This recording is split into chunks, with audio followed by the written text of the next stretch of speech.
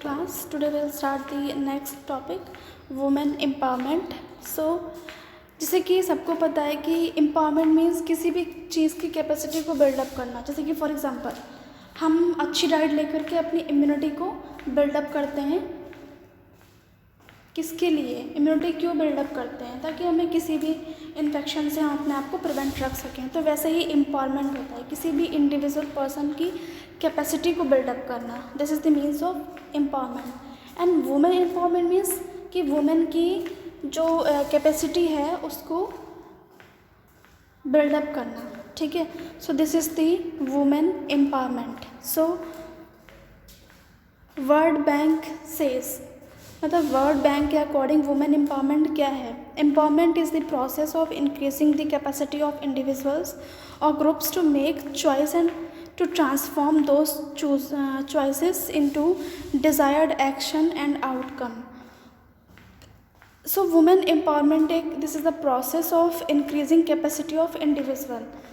Means someone is मतलब एक person जिसकी हम कैपेसिटी को इंक्रीज़ कर सकें, बिल्डअप कर सकें, या फिर किसी भी इंडिविजुअल की या फिर ग्रुप की, जिससे कि वो अपनी खुद की चॉइसेस कर सके और उसके खुद की चॉइसेस खुद डिज़ायर्ड एक्शंस ले सके और उसके बेटर आउटकम्स निकल सकें. फॉर एग्जांपल कि पहले टाइम पे वुमेन्स को कोई भी राइट्स नहीं थे, एजुकेशन के लिए नहीं था, मैरिज के लिए नहीं था. बट अभी क्या है कि एवरी गर्ल्स कैन ईज़िली, मतलब हर कोई उनको इजीली पढ़ा देता है. ठीक है. और अच्छे से उनके रिज़ल्ट भी पॉजिटिव आते हैं और वो कुछ ना कुछ जॉब के लिए ट्राई करते हैं. तो उनके बेटर, अगर आप उनकी मतलब मर्ज़ी पूछते हैं, फॉर एग्जांपल कुछ लोग होते हैं कि अपनी मर्ज़ी से उनको ये करना है वो करना है, बट उनका जो मन है अगर वो अपने आप से वो करते हैं, अपने खुद से वो एक्शन लेते हैं, तो उसके अच्छे आउटकम्स निकलते हैं.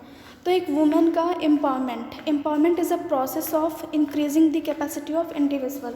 एक इंडिविजुअल की कैपेसिटी को इंक्रीज़ करना या फिर किसी ग्रुप की कैपेसिटी को इंक्रीज़ करना कुछ भी चूज़ करने के लिए, और जो वो चूज़ कर रहे हैं वो खुद का डिज़ायर्ड एक्शन होना चाहिए, मतलब उनमें उनका इंटरेस्ट होना चाहिए और उसके बेटर आउटकम्स भी निकल सकते हैं. This is the world Bank says. ठीक है.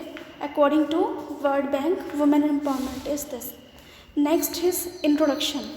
So, introduction is the empowerment refers to the increasing the spiritual, political, social or economical strength of individual and communities. ठीक है. तो वुमेन एम्पावरमेंट क्या है? एम्पावरमेंट मतलब क्या होता है कि किसी भी इंडिविजुअल की या फिर ग्रुप की स्पिरिचुअली वे से, पॉलिटिकल वे से, सोशल वे से एंड इकोनॉमिक वे से उसकी स्ट्रेंथ को बढ़ाना, इंक्रीज़ करना. किसकी? एक इंडिविजुअल पर्सन की या फिर कम्युनिटीज़ की. ठीक है. इंडिविजुअल पर्सन की एज वेल एज कम्युनिटीज़ की स्पिरिचुअल वे से, पॉलिटिकल वे से, सोशल वे से, इकोनॉमिक वे से उनकी स्ट्रेंथ को इंक्रीज़ करना. It is empowerment. And as a general definition, मतलब एक नॉर्मल डेफिनेशन के अकॉर्डिंग एम्पावरमेंट क्या है? Empowerment is a multi dimensional process. क्यों? Why it is multi dimensional? Because there is a lot of spiritual, political, social, economical. तो ये सारी चीज़ें हैं, मतलब 2 और मोर, 2 से ज़्यादा हैं. तो वो क्या किस चीज़ में आएगा? मल्टी डायमेंशनल प्रोसेस में आएगा. That help people gain control over their own lifes. और इससे जो पीपल की ओन लाइफ है उस पर वो कैसे उसको डील करना है वो खुद वो अंडरस्टैंड कर लेते हैं. This is the empowerment. सो ये तो था बेसिक एम्पावरमेंट क्या होता है. अभी नेक्स्ट आता है what is the means of women empowerment. ठीक है. It is a process and the outcome of the process by which women challenge gender-based discrimination in every institution and structure of the society. This is the truth of the world. ठीक है. ये हमारे दुनिया का truth है कि यहाँ पे जेंडर डिस्क्रिमिनेशन होता है. अभी अगर किसी को पता चलता है कि मतलब someone is pregnant and this is a baby girl. ठीक है. वो बेबी गर्ल है तो उधर तुरंत gender, this is called as discrimination, भेदभाव, ठीक है। तो भेदभाव किया जाता है, नहीं आई वॉन्ट मेल गाय, ठीक है, उनको मेल चाहिए, फीमेल नहीं चाहिए, तो this is called as discrimination. Girls को क्यों पढ़ाना, बॉयज़ को से हमारा जो फैमिली है वो चलेगा, तो बॉयज़ पे ज़्यादा फोकस करना, तो दिस इज़ द डिस्क्रिमिनेशन। तो हर किसी को पता है, ये हर जगह पे होता है, इंस्टीट्यूशन में, सोसाइटी में, ये सब चीज़ें चलती हैं। सो इसी चीज़ को बोलते हैं हम, इसी चीज़ को रिमूव करना है। वुमेन का जो एम्पावरमेंट है कि वो खुद से चैलेंज ले, खुद के मतलब खुद की इच्छा से डिज़ायर्ड एक्शन ले, तो वो भी जैसे कि एक बॉय होता है जिसको हर एक चीज़ की फ्रीडम होती है, वैसे ही एक गर्ल को भी हर एक चीज़ की फ्रीडम चाहिए होती है कि उसको बाहर जाना है, अपने गोल को कंप्लीट करना है, उसको कुछ सक्सेसफुल बनना है। तो ये सारे मतलब अपने खुद से चॉइस से मतलब डिसीजंस ले सकें। So this is the called as women empowerment. What is the definition? Empowerment is the process of increasing the authority and responsibility of individual. Empowerment एक ऐसी प्रोसेस है जिसमें किसी भी इंडिविजुअल की या फिर ग्रुप की कैपेसिटी को हम या फिर उनकी इंडिविजुअल की रिस्पॉन्सिबिलिटी को हम इन्हेंस करते हैं, बढ़ाते हैं with the choice and transform those choices into desirable actions and outcome. उनके जो भी वो चॉइसेस होती हैं वो खुद की डिज़ायर्ड होती हैं, मतलब उनके इंटरेस्ट से होनी चाहिए और उसके बेटर रिजल्ट्स एंड आउटकम्स निकल सकें। This is the empowerment. It is status of the women in India, status of women in Indian society, ठीक है, हमारी इंडिया की सोसाइटी में एक वुमेन का स्टेटस क्या है, यही तो हम पढ़ रहे हैं कि वुमेन एम्पावरमेंट, ठीक है। तो हम इसको भी डिस्कस करेंगे ना कि उनका स्टेटस क्या है हमारे इंडियन सोसाइटी में। In order to awaken people, it is the people who have to be awakened once she move the country moves and thus we build the Indian of tomorrow, said by Pandit Jawaharlal Nehru, ठीक है। For example, एक person जिसको खुद से मतलब वो अपने time से उठ रहा है, जग रहा है, लेट रहा है, सो रहा है, अपनी सारी चीज़ें कर रहा है अकॉर्डिंग टू अपने खुद के उससे कर रहा है, ठीक है। तो मतलब क्या होता है, घर में लड़की है तो वो जल्दी उठेगी, उसको और भी काम करने हैं, लड़का है तो वो सो रहा है, ठीक है। बट ऐसा पंडित जवाहरलाल जी ने नहीं कहा है, इसमें ये कहा है कि in order to awaken people, इसमें क्या है कि एक ऐसा पर्सन जिसको मतलब अवेक मतलब वो जग रहा है, ठीक है। It is the people who have in be awaken, इसमें पीपल जो है वो जगता हुआ है। वंस शी मूव्स, वो वह मतलब एक लड़की के लिए बोला गया है कि वो मूव करेगी, द कंट्री मूव्स, अगर वो मूव कर रही है तो कंट्री भी मूव करेगी। And thus we build the Indian of tomorrow, जिसकी वजह से जो हमारा आने वाला कल है वो अच्छा बिल्डअप होगा, ठीक है। ऐसा कहना है हमारे पंडित जवाहरलाल नेहरू जी का, ठीक है। कि पहले क्या है कि मतलब उसको बाउंडेशंस में नहीं रखना है, उसका वो जगेगी, वो काम करेगी, कंट्री टू कंट्री मूव करेगी एंड आने वाला कल और भी ज़्यादा ब्राइट होगा, ठीक है। This is the said by Pandit Jawaharlal Nehru. India is now in transaction age, present century is the knowledge century era, ठीक है। फिर अभी तो यहाँ पे एज बाय सबसे पहले क्या था कि मतलब उनकी एज नहीं देखते थे, उनकी मतलब शादी के लिए फिक्स कर देते थे, ठीक है। तो age is also matter for every work, ठीक है। हर काम के लिए एज बहुत ज़्यादा मैटर करती है, ठीक है। सो आज की सेंचुरी में क्या है कि हमारे टाइम पे ये एज ज़्यादा मैटर करती है, क्योंकि आपका जब आप जैसे जैसे ग्रो करते हैं आपकी जो माइंड है वो वैसे वैसे मैच्योर होता है, ठीक है।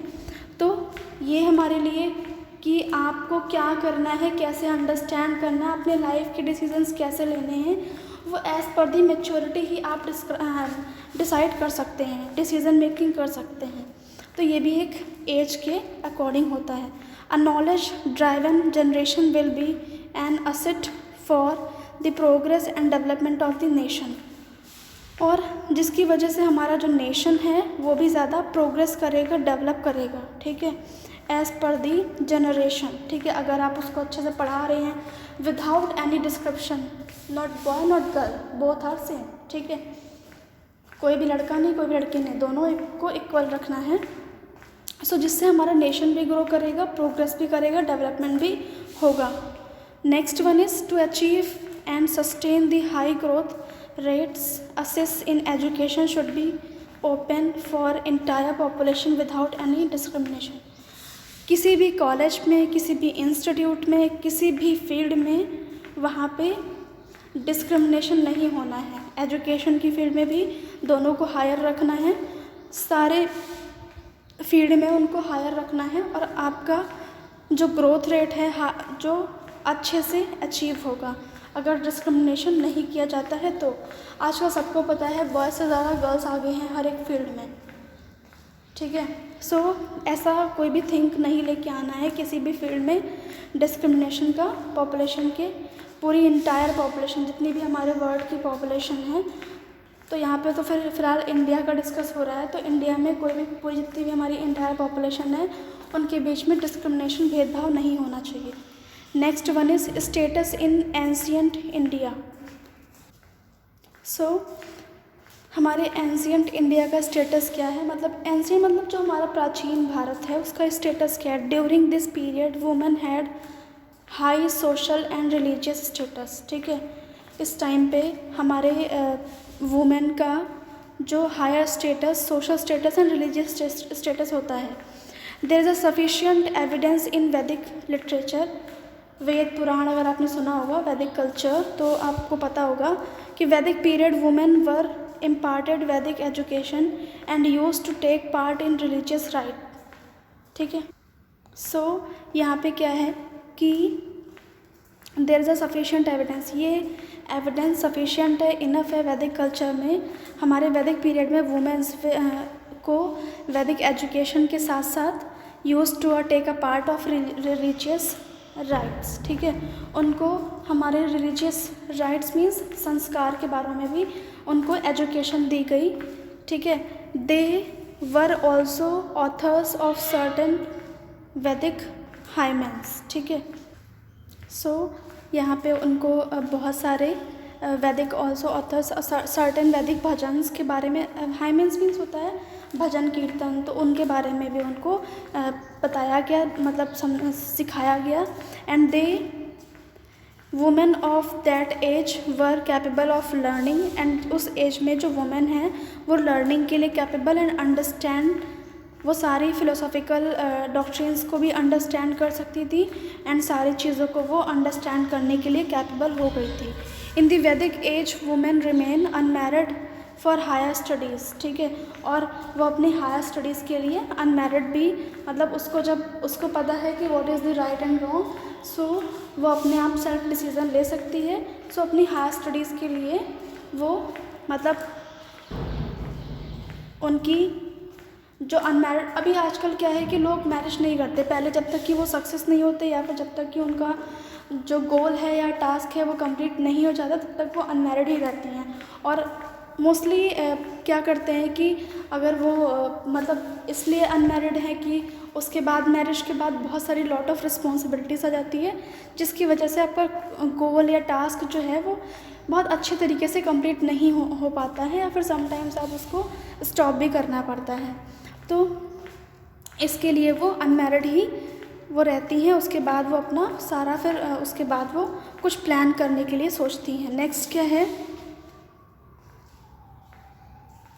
The women education has been highly appreciated in Atharvaveda. आपने अगर वेद पढ़े होंगे, सामवेद, यजुर्वेद, अथर्ववेद, ठीक है, ऋग्वेद, तो आपका अथर्ववेद में वुमेन्स की एजुकेशन को लेकर के बहुत ही हाईली अप्रिशिएट किया गया था।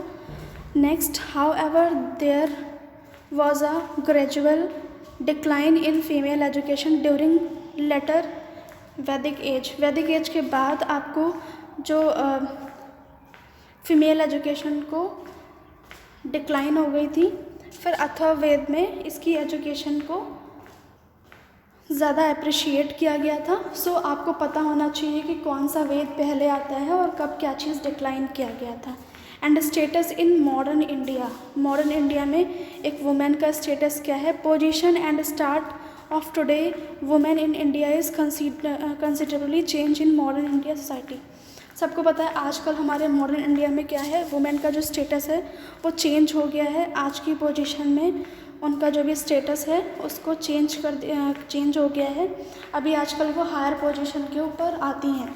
Next one is a country और a community can not be considered civilised where women is not honoured. ठीक है, अ कंट्री और अ कम्युनिटी, एक कंट्री और कम्युनिटी में जो वुमेन हैं वो उसको एक मतलब ऑनर, एक दर्जा जो होता है वो बहुत अच्छे से अभी भी मतलब उनको नहीं मिल पा रहा है। ठीक है, सो अभी क्या है, उनको ऐसा लगता है कि जो मैन हैं वो ज़्यादा अच्छे से कैपेबल हैं उस चीज़ के लिए। तो अभी भी उनको कंट्री और a community can not be considered civilized where women is not honour. ठीक है, तो वो उनको हायर पोजीशन पे उनको ऑनर वगैरह वहाँ पे सेलेक्ट नहीं करते हैं। नेक्स्ट क्या है, Indian laws are being need without any discrimination against women. और देखो किसी भी चीज़ को चेंज करने के लिए, मॉडिफाइड करने के लिए लॉ, कानून बहुत ज़रूरी होता है उसको चेंज करने के लिए। तो इस डिस्क्रिमिनेशन को चेंज करने के लिए यहाँ पे लॉ की हेल्प ली गई थी हमारे इंडिया में अगेंस्ट वुमेन्स के against. As a result Indian women enjoy high position. उसके बाद एक इंडिया मतलब हमारे इंडिया में वुमेन्स को बहुत हायर पोजीशन पे रखा जाता था हमारी सोसाइटी में। Modern Indian women today occupy high ranking pets life IAS। सबको पता है आजकल वो IAS हैं, PCS हैं, डिफेंस सर्विस में अच्छे से जॉब कर रही हैं। In the particular every field women achieve a higher rank. ठीक है, उन्होंने हर एक फील्ड में अपना एक अच्छा पार्टिसिपेशन दिया और अभी वो उन्होंने उसको अचीव किया। Women of recent time like mother Teresa. ठीक है, इन द रिसेंट टाइम पे लाइक मदर टेरेसा हो गया, विजय लक्ष्मी, पंडित MS सुब्बलक्ष्मी, लता मंगेशकर और ex president Smith, Pratibha Patel and ETC have achieved international fame. ठीक है, उन्होंने इंटरनेशनली वे पे उन्होंने अपना बहुत बड़ी पहचान बनाई है। तो वुमेंस को इसीलिए बहुत, अभी तो वुमेंस बॉयज़ से भी ज़्यादा हायर पोजीशन पे हैं, जिस अकॉर्डिंग उन्हें रिस्पॉन्सिबिलिटी नहीं दी जाती थी, उन्हें लर्निंग के लिए बताया नहीं जाता था, सिखाया नहीं जाता था। अभी उन्होंने बहुत अच्छा स्टेटस बनाया है सोसाइटी में।